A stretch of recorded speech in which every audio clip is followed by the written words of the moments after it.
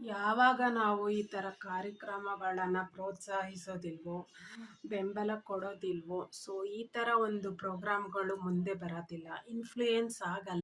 ಮತ್ತೊಬ್ಬ ಹುಡುಗ ಒಂದು ಶೋಲಿ ಹೇಳ್ತಾ ಇದ್ದ, ಸೊ ಆಟೋ ಹಿಂದೆ ತಂದೆ ತಾಯಿಗಳ ಆಶೀರ್ವಾದ ಅಂತೇನೋ ಬರ್ತಿರುತ್ತೆ. ಸೊ ನಾನು ಆಟೋದಲ್ಲಿ ಓಡಾಡೋದಾದರೆ ತಂದೆ ತಾಯಿ ಆಶೀರ್ವಾದನೇ ಬೇಡ ನನಗೆ. ಸೊ ನಾನು BMW ಕಾರ್ನಲ್ಲಿ ಓಡಾಡಬೇಕು ಅಂತಂದ.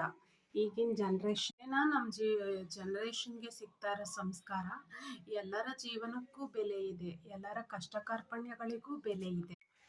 ಎಲ್ಲದಕ್ಕೂ ಎಲ್ಲರಿಗೂ ಅಸ್ತಿತ್ವ ಗೌರವ ಇದೆ ಅನ್ನೋದನ್ನೇ ನಾವು ಮರ್ತುಬಿಟ್ಟಿದ್ದೀವಿ. ಹಾಸ್ಯದ ಹೆಸರಲ್ಲಿ ಎಲ್ಲರ ತೇಜೋವಧೆ ಮಾಡ್ತಾ ಇದ್ದೀವಿ.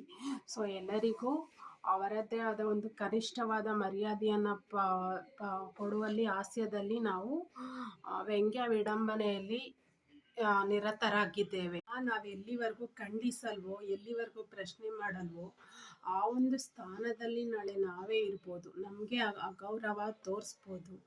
ಸೊ ನಮಗೆ ಬೆಲೆ ಕೊಡದೇ ಇರೋಂಥ ವಾತಾವರಣ ಕ್ರಿಯೇಟ್ ಆಗ್ಬೋದು. ಸೊ ನಾವು ಈ ಮೂಲಕ ಮಾಡಬೇಕಾಗಿರೋದೇನೆಂದರೆ, ಎಲ್ಲಾದರೂ ಹಾಸ್ಯ ಪ್ರವೃತ್ತಿಯಲ್ಲಿ ನಮಗೆ ಅವಮಾನ ಆದರೆ ಮತ್ತು ಎಲ್ಲಾದರೂ ನಮಗೆ ಒಂದು ಬೇರೆ ಸನ್ನಿವೇಶದಲ್ಲಿ ಇಂಡೈರೆಕ್ಟಾಗಿ ಅವಮಾನ ಆದರೆ ನಾವು ಖಂಡಿಸೋಣ, ನಮ್ಮ ಬೆಲೆ ಗೌರವವನ್ನು ಪಡೆದುಕೊಳ್ಳೋಣ, ಅದರ ಬಗ್ಗೆ ನಿಯಂತ್ರಣ ತರೋಣ, ಏನು ಮುಂದಿನ ನಡೆ ಅದ್ರ ಬಗ್ಗೆ ನಾವು ಯೋಚನೆ ಮಾಡೋಣ.